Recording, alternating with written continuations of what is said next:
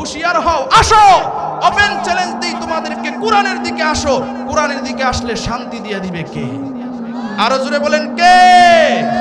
আমি তেল মেরে কথা বলতে পারি না, কারণ আল্লাহ কোরআনে যেভাবে বলছে সেই ভাষায় কথা বলতে হবে।